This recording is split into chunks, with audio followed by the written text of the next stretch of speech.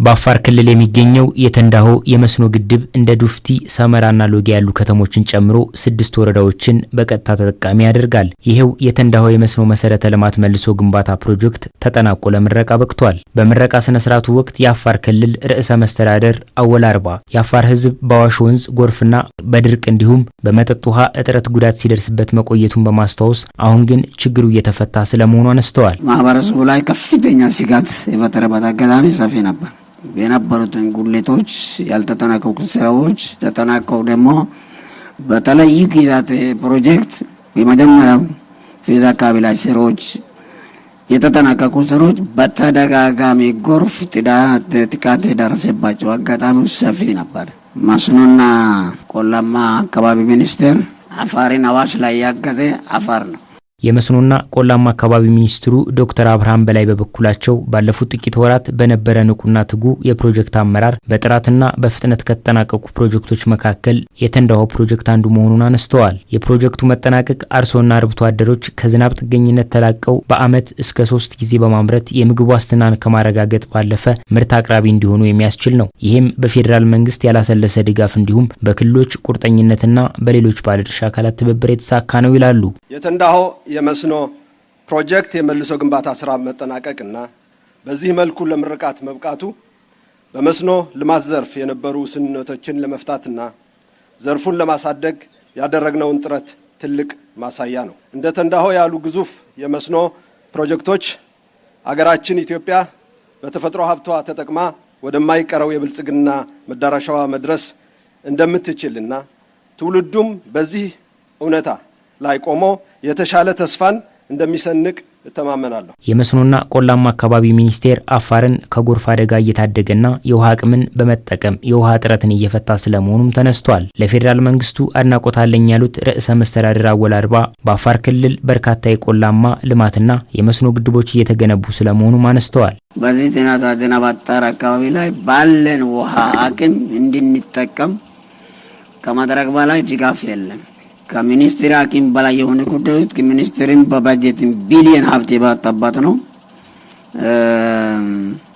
ቢሊየን ሀብት ደግፎ ደግሞ ወደዚህ ስራ ወደዚህ ደረጃ ማብቃት ዛሬ ወደ ደረሰበት ደረጃ ማብቃት ቀላል አይደለም። ሎጊያና ተንዳሆ ግድብን በታችኛው በኩል ተሻግሮ እዚህ አካባቢ ላይ በብዛት ይሄ መስኖ ተቋማት ኢንፍራስትራክቸር ላይ ከፍተኛ አደጋ ሲያደርስ በየጊዜው እየደረሰ ያለው የጌጋ የሎጊያ ወንዝ አለ።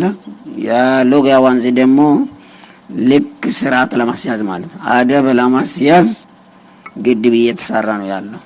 የተንዳሆ የመስኖ ግድብ ከዚህ ቀደም የውሃ ፍሰቱን መቆጣጠር የሚያስችል ስርዓት በአግባቡ ስላልተዘረጋለት ተጨማሪ ችግር ነበረበት። 60,000 ሄክታር መሬት የማልማት አቅም ያለው የተንዳሆ ግድብና መስኖ መሰረተ ልማት ግንባታ ፕሮጀክት በመንግስት በተመደበ 2.5 ቢሊዮን ብር ታድሶ አገልግሎት መስጠት ጀምሯል።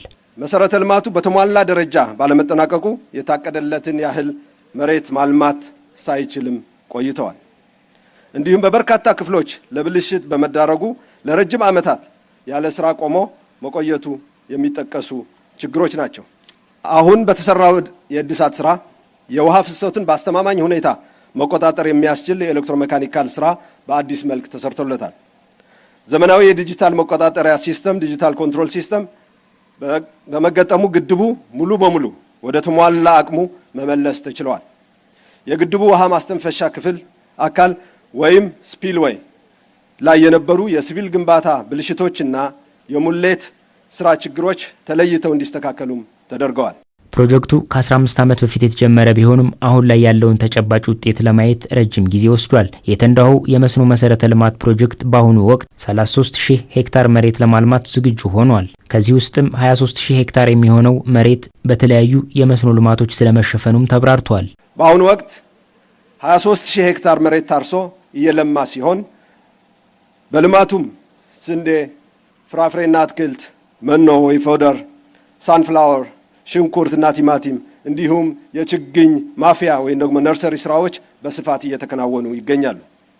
ከዚህ ቀደም እንዲህ ያለ ሰፊ የእርሻ ልምምድ ያልነበረ ሲሆን አሁን የሚታየው ውጤት እጅግ የሚያበረታታ ነው።